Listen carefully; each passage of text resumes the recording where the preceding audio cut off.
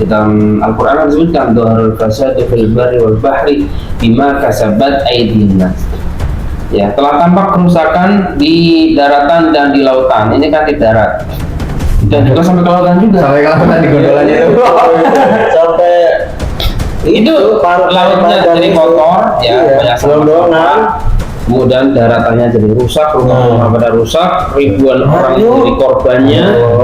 Satu beberapa kampung itu menjadi korbannya.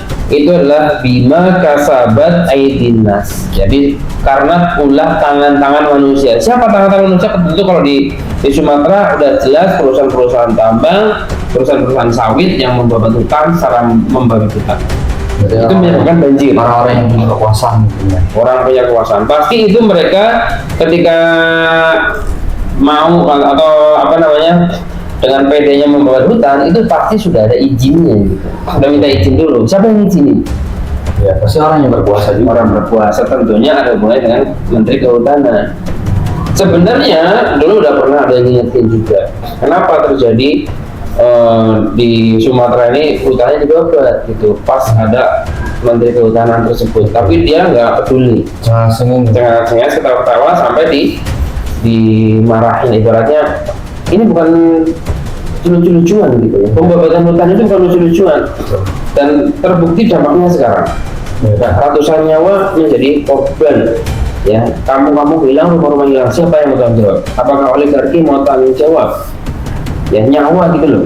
Iya, nyawa manusia. Nyawa kayak statistik. Berarti penyebab salah satunya cuaca ekstrim sama di sini ternyata pas penyebab lagi ada lagi penyebabnya katanya kurangnya resapan apa kayak itu. Iya kan pohonnya gitu. Lah pohonnya kan nggak ada. Iya. Jelas. Nah ke BW mau ke tanah. Salahnya manusia.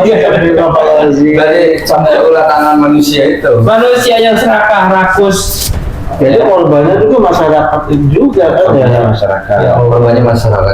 Yang mungkin ya kalau bahasa kasarnya ya menikmati itu, yang menikmati dari tebangan hutan itu sedikit, tapi yang dampak negatifnya yang terimpaknya itu sangat banyak masyarakat Indonesia.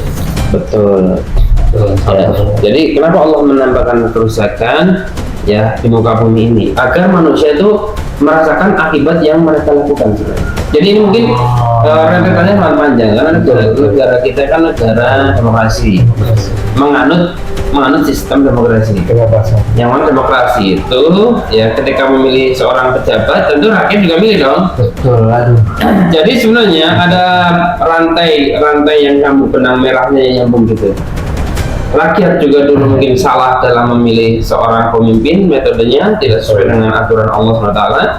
Dikasih 100.000, 50.000 mau, dikasih beras sama minyak mau milih. Ya, ternyata yang dipilih itu adalah pejabat-pejabat yang rakus, ya, yang tidak peduli kepada rakyatnya, sehingga mereka kemudian memakan hutan, memakan gunung, memakan pohon. Saking rakusnya itu nggak kenyang-kenyang tuh, ya pejabat-pejabat itu berkolaborasi dengan para oligarki. Akibatnya apa? Ya kena masyarakat sendiri. Tentu ini kata Allah liyudhiqahum ba'dalladzi 'amilu, agar mereka merasakan sebagian yang mereka usahakan. Berarti memang seharusnya sebagai masyarakat itu berpikir harus jangka panjang sekali ya. Jangka panjang sekali. Jangan hanya jangka waktu di menjabat doang gitu kan. Jangan hanya yang di depan mata aja. Iya. Tentu yang ada di balik mata ya, atau bahkan setelah kehidupan dunia harus dipikirkan Harusnya. sehingga alam ini bisa terjaga kayak gitu. Kenapa Allah tambahkan ini ya la'allahum yarji'un, agar mereka kembali sebenarnya. Jadi Allah ini masih menyayangi orang-orang yang bersyukurlah bagi orang-orang yang selamat. Ya, mereka selamat, tidak menjadi korban jiwa, mungkin hanya korban harta saja yang hilang, tapi mereka ya la'allahum yarji'un, harus mengambil pelajaran nih ya dari kejadian ini. Ya tentu kita sebagai manusia ya diwajibkan untuk membantu meringankan beban mereka.